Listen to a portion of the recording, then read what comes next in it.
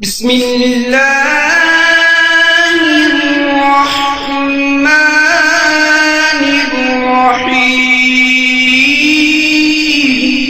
اہل حدیث ہے ہم، یہ عزم ہے ہمارا، کافی ہے صرف ہم کو اللہ کا سہارا۔ میں یہ آج تک نہیں سمجھ پایا ہوں، ابھی گفتگو چونکہ میلاد پہ چل رہی ہے، آخر میلاد سے لوگوں کو چیڑ کیوں ہے؟ میلاد میں کیا ہوتا ہے؟ میلاد میں یہی تو ہوتا ہے نا کہ صاحب رسول اللہ پیدا ہوئے، ہم کہتے یہی بتاتے ہیں نا کہ رسول اللہ کس طرح تشریف لائے، رسول اللہ تشریف لائے، ہمارے آقا تشریف لائے، ہمارے آقا تشریف لائے۔ کیا واقعی میں نبی سے محبت عید میلاد منانے سے ثابت ہوتی ہے کسی بھی درجے میں؟ دیکھیے، سب سے پہلے اس سے پہلے کہ موضوع پہ آگے جاؤں، میں یہ بات کی وضاحت کرنا چاہتا ہوں کہ نبی اکرم صلی اللہ علیہ وسلم کی پیدائش کی خوشی ہمیں بھی ہے، ہم اس خوشی کے منکر نہیں ہیں، ہمیں بھی اس پیدائش کی خوشی ہے، لیکن وہ خوشی اور ہمارے غم شریعت کے تابع ہے پورے۔ نبی اکرم صلی اللہ علیہ وسلم کی پیدائش کی خوشی کسے نہیں ہے بتائیے؟ ایک منافق اور ایک کافر کو نہیں ہو سکتی، مجھے بھی خوشی ہے اس کی، لیکن میری ہر خوشی اور ہر غم تابع ہے شریعت کے۔ وہ کہیں گی تو مناؤں گا اور اس کا اظہار کروں گا، وہ نہیں کہیں گی تو رک جاؤں گا، ہے نا؟ ہر خوشی اور غم ہمارے شریعت کے تابع ہے۔ تو پتہ یہ چلا کہ نبی اکرم صلی اللہ علیہ وسلم خوشی ہر مسلمان کو پیدائش کی۔ سوال یہ ہے کہ جو آپ بتا رہے محبت رسول کی علامت یہ ہے کہ اس طرح سے اس روز کو منایا جائے، عید منائی جائے، کھانا کھلایا جائے، جلوس نکالے جائے، جلسے کیے جائے اور صدقہ اور خیرات کیا جائے اور پتہ نہیں کیا کیا رسومات، عصر کے بعد سے مغرب تک فلاں اور عشاء کے بعد سے فلاں، فجر سے فلاں، یہ سب کیے جائے۔ سوال یہ ہے کہ اگر یہ واقعے میں حب رسول کی علامت ہے، محبت رسول کی علامت ہے، تو نبی سے سب سے زیادہ محبت کرنے والے لوگ کون تھے؟ میں اور آپ؟ نہیں، ہم نے تو کچھ بھی نہیں کیا رسول اللہ صلی اللہ علیہ وسلم محبت جیسی اس کا حق تھا، کیا کیا نہیں کیا نا ہم نے۔ میلاد منانے کے دلائل ہے، دیکھیں قرآن عظیم میں اللہ نے ارشاد فرمایا ہے کہ سورہ قدر میں ارشاد ہوتا ہے اِنَّا أَنزَلْنَاهُ فِي لَيْلَةِ الْقَدْرِ وَمَا أَدْرَاكَ مَا لَيْلَةُ الْقَدْرِ لَيْلَةُ الْقَدْرِ خَيْرٌ مِّنْ أَلْفِ شَهْرٍ۔ اللہ ارشاد فرماتا ہے کہ اس لیلۃ القدر کی رات کو ہم نے قرآن نازل کیا، اور تم لیلۃ القدر کے بارے میں کیا جانتے ہو؟ لیلۃ القدر 1000 راتوں سے بہتر اور افضل رات ہے۔ لیلۃ القدر وہ رات جس رات قرآن اترا، تو وہ رات مومنوں کے لیے خوشی و مسرت کی رات ہو گئی، اس کو یاد منانے کا حکم دیا گیا۔ اور جس رات خود صاحب قرآن نازل ہو رہا ہے تو وہ رات کتنی مقدس، ماشاء اللہ، سبحان اللہ، بڑی پیاری بات کہی آپ نے۔ یہ وہ رات کتنی جشن منانے کی رات ہوگی۔ قرآن میں بھی اس کا حوالہ ہے، ماشاء اللہ۔ قرآن آ گیا تو پھر جی اب جھک جانا پڑتا آدمی۔ جی بتائیے، قرآن میں ہے کہ تو انہیں چاہیے، اللہ رب العزت قرآن کے نزول کی طرف فرماتا ہے تو ہم نے اپنی کتاب کو نازل کیا تو انہیں چاہیے کہ اس کے جو ہے خوشی منائیں۔ کسی خوشی منائیں؟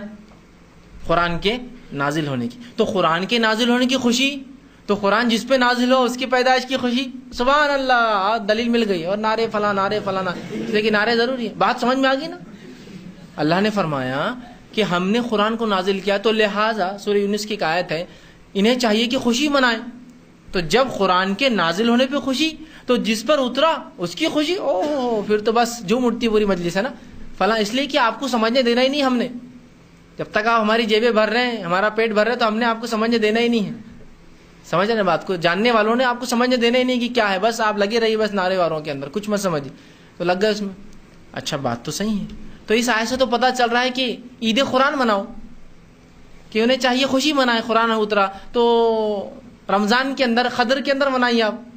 قدر کی رات قرآن اترا نا، وہ چاہے 21 کی تھی، 23 تھی، 25، 27، تو 5 راتیں مناؤ، اور ماشاءاللہ منا ہی رہے ہم تو، خوشی منا ہی رہے نا، ان راتوں کو جا کر اللہ کی عبادت کر رہے ہیں، اور اللہ نے ایک تحفہ دیا ہے نا، تو وہ خوشی اس معنی میں۔ دوسرا، صحابہ نے شاید تو کیسا سمجھا میرے بھائی؟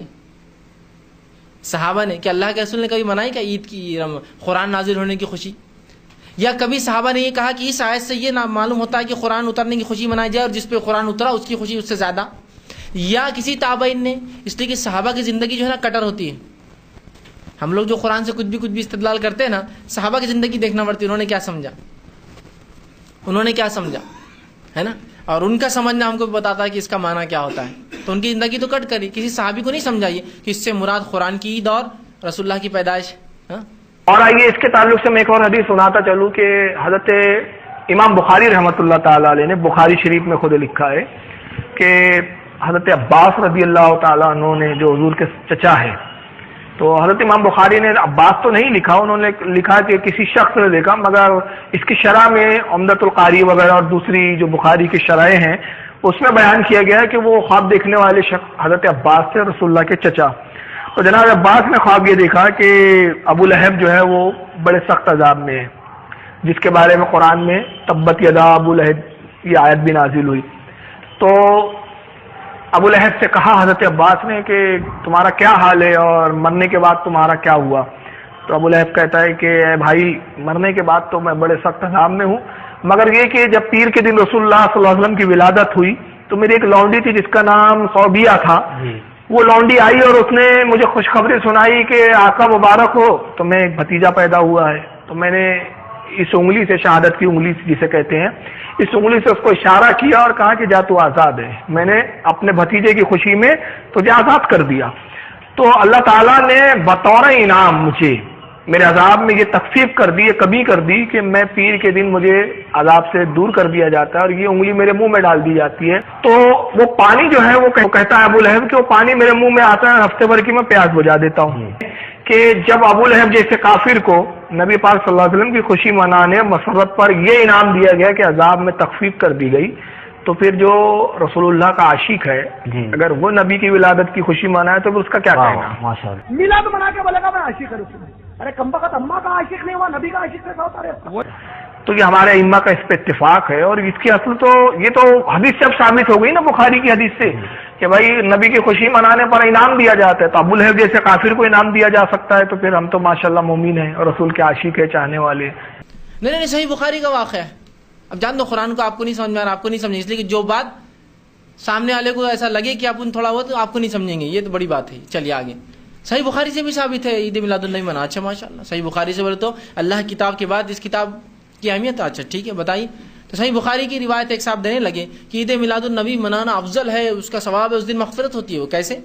تو ابو لہب کو خوشی ہوئی کہ بھتیجا ہوا مجھے، ایک لونڈی صوبیہ کو آزاد کر دیا. تو کہا صوبیہ کو چونکہ میں نے اللہ کے رسول صلی اللہ علیہ وسلم کی پیدائش پر آزاد کیا تھا، بس اس دن مجھے رفاقہ ملتا ہے، اتنے دن ڈھیل ملتی ہے. سبحان اللہ. جب ابو لہب کو مل سکتی ہے تو پھر ہمیں کیا؟ نعرے شروع کر دو پورے یہاں سے. ابو لہب کو فائدہ ہو رہا ہے تو میں تو مسلمان ہوں نا. سوال یہ سب سے پہلا، یہ عباس رضی اللہ عنہ کا خواب ہے، خواب. اور یہ خواب آپ نے دور جہالت میں جب آپ کافر تھے تب دیکھا تھا.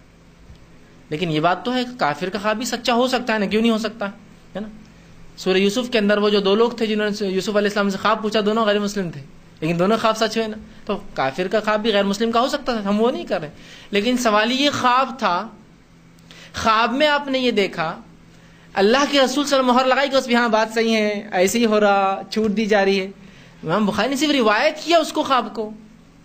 اس سے کوئی فضائل ثابت ہوتے ہیں، کوئی مسائل نکل رہے ہیں، کوئی اللہ کے رسول اٹیسٹ کر رہے ہیں، کوئی صحابہ کہہ رہے ہیں کہ ہاں ہاں یہ بالکل صحیح ہے اور ہمیں بھی چاہیے ہم لونڈی آزاد کریں.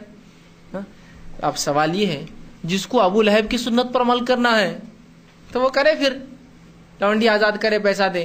لیکن عمر کی سنت، ابو بکر کی سنت بھی یہ نہیں ہے، عمر کی بھی نہیں ہے، عثمان کی نہیں ہے، علی کی نہیں. اس لیے کہ رشتہ دار اس لیے ان کا نام خاص لے رہا ہوں.